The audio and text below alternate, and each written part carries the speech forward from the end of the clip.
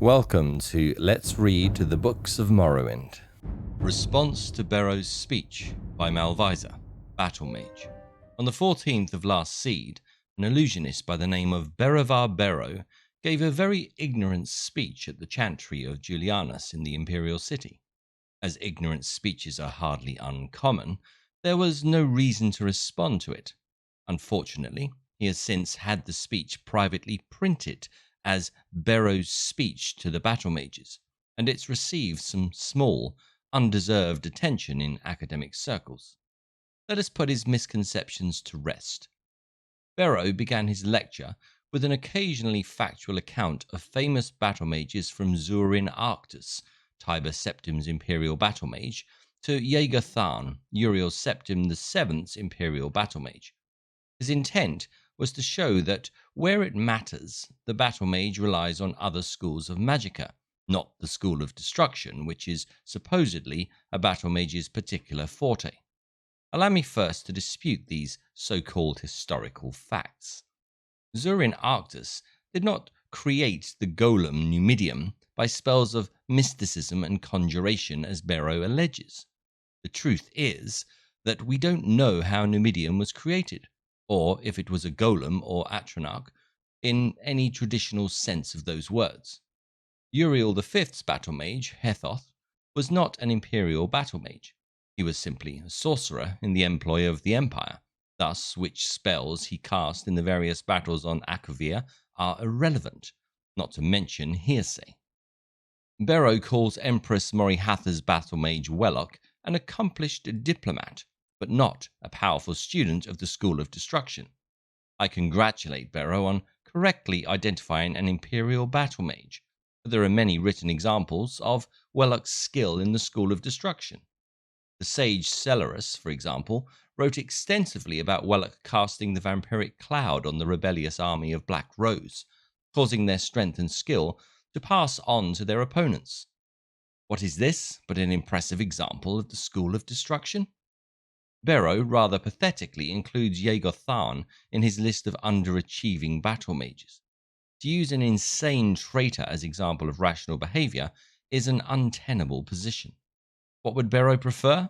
That Tharn used the School of Destruction to destroy Tamriel by a more traditional means? Bero uses his misrepresentation of history as the basis for his argument. Even if he had found 4 excellent examples from history of battle mages casting spells outside their school, and he didn't, he would only have anecdotal evidence, which isn't enough to support an argument. I could easily find 4 examples of illusionists casting healing spells, or nightblades teleporting. There is a time and a place for everything. Bero's argument, built on this shaky ground, is that the School of Destruction is not a true school. He calls it narrow and shallow as an avenue of study, and its students impatient with megalomaniac tendencies. How can one respond to this? Someone who knows nothing about casting a spell of destruction, criticizing the school for being too simple?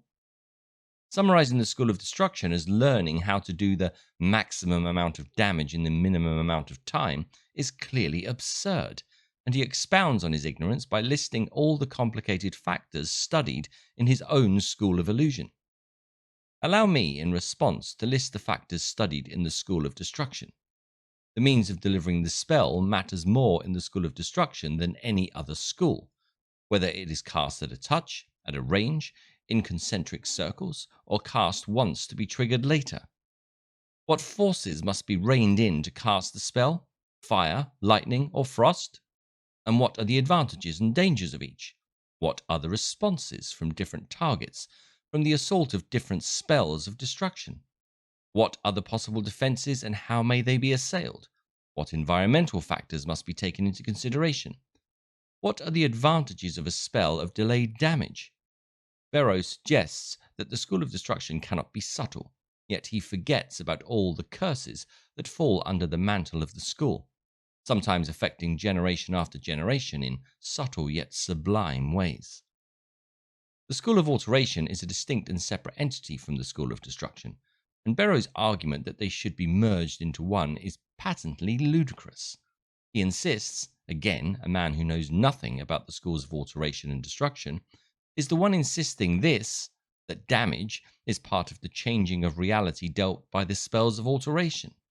The implication is that levitation, to list the spell of alteration, is a close cousin of shockbolt, a spell of destruction.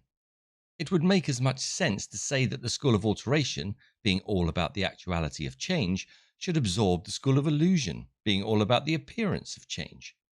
It certainly isn't a coincidence that a master of the school of illusion cast this attack on the school of destruction. Illusion is, after all about masking the truth.